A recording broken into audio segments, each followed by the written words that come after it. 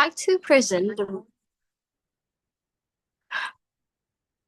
so we are from group 5. We would like to present the result of our observation and interview about the curriculum 2013 and curriculum Merdeka at SMA and 3 Padang. So, next slide please.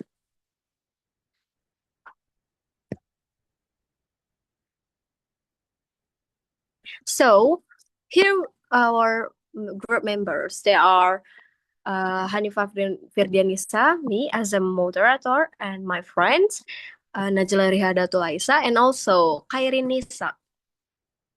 Next slide, please. So, the recent person that we found out at SMA and 3 Padang, there is Ayu Putri Anggerian. She is an English teacher and she has been teaching almost 10 years. Next slide, please. So, as we found out that curriculum implementation, she said that curriculum Merdeka brings many changes, not only in the classroom activities, but also in the teacher's mindsets. This means that teaching is no longer focused only on delivery material, but also on how teachers guide students to learn independently. And learning is student-centered, as you said, that where students are more active in the process. That, for example, students are encouraged to ask questions, share opinions, and participate in discussion.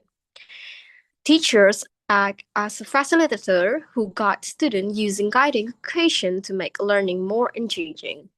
So they guide students by giving guiding question to help them think critically and understand the material more deeply. As a result, learning becomes more engaging and meaningful for students. Next slide, please. As we found out that the difference between 2013 curriculum and Merdeka curriculum, so in curriculum 2013, materials are already provided, so teachers mostly follow the syllable. This means that the learning process is more structured. However, it can sometimes limit teachers' creativity and make learning less flexible for students with different abilities. So, in Curriculum Merdeka, teachers can choose and adapt material based on student abilities. This allows teachers to adjust the level of difficulty, learning methods, and activities in the classroom. This makes learning more flexible, adaptive, and relevant to student needs. Students can learn according to their own pace, and teachers can provide the different approach for different students. Next slide, please. All right. The next material will be presented by Khairin Ishak. For the Khairin Ishak, time is yours. Okay, I will explain about assessment system. In Curriculum 13, assessment is more standardized, where teachers usually follow the same format and criteria for all students. This means most students are assessed in a similar way based on the provided system. Meanwhile, in Curriculum Merdeka, teachers can use various types of assessment depending on students' abilities. This means not all students are assessed in the same way because each student has different levels of competence. This approach supports differentiated learning and makes the evaluation process more fair and effective. Next, I will explain about roles of teachers and students in both curricula. In Curriculum 13, learning is actually student-centered, but in practice, teachers are still often more dominant. Teachers usually act as knowledge providers and guide students using the materials given as a result. Some students are still passive in class activities. Meanwhile, in Curriculum Merdeka, In Kurikulum Merdeka, learning is more strongly student-centered. Teachers act as facilitator and guides, not the center of learning. They also prepare guiding or stimulating questions to encourage students to think, discuss, and participate actively. Next, I will explain about effectiveness. Based on the interview, both Kurikulum 13 and Kurikulum Merdeka are effective in teaching. However, Kurikulum Merdeka is considered more suitable for today's student because it is more flexible and interactive. It allows teachers to adjust learning based on students' needs. Next, I will explain challenges in both curricula. However, there are still some challenges in implementing the curriculum. Students have different interests and English abilities, which can affect the learning process. Because of this, teachers need to prepare different teaching methods for each class, even when the material is the same. The teaching approach may be different depending on the student. Maybe that's all my explanation. I give it back to moderator. All right.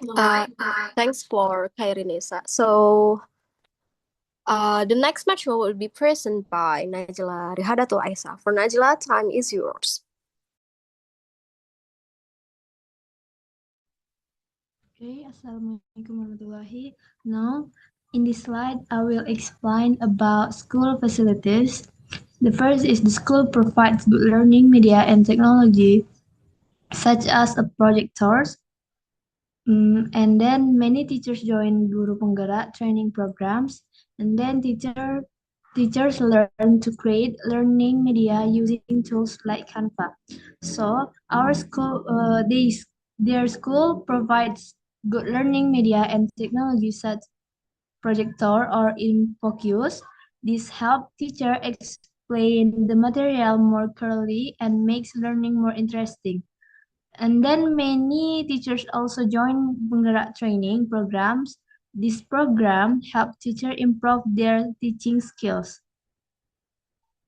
So school facilities and technology really support the teaching and learning process. Next slide, please.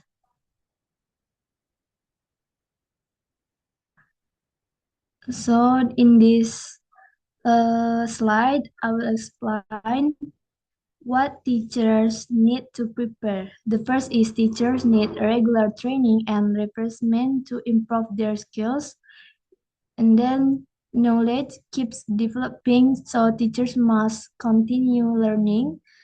And then support from the government and educational community is important. So the teacher needs a regular training and refreshment to improve their skill. Education is always developing, so teachers must keep learning. And then knowledge keeps growing, so teachers should continue updating their understanding and teaching methods. So preparation and continuous learning are very important for teachers. Next slide, please.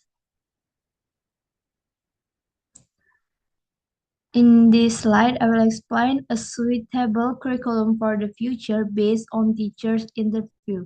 The first, Curriculum Merdeka is considered suitable for the future of education, and then it should include more innovations such as integration with AI and technology. Learning should be more modern and engaging for students. So, Curriculum Merdeka is considered suitable for the future of education because it focuses on student needs. And then it provides more innovation. Teacher can be more creative and flexible in teaching. So, Curriculum Merdeka is seen as better choice for future education. Next slide, please.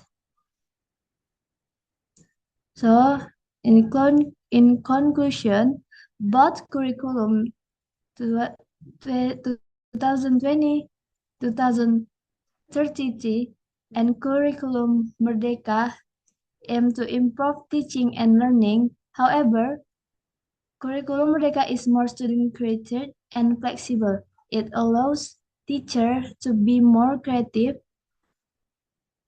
and help students learn more actively. However, there are still some challenges such as difference in schools and limited research. Overall, curriculum Merdeka is considered more suitable for modern education and future learning. Thank you for your attention. I'll be back to moderator. All right. That's all for us. Thanks for your attention.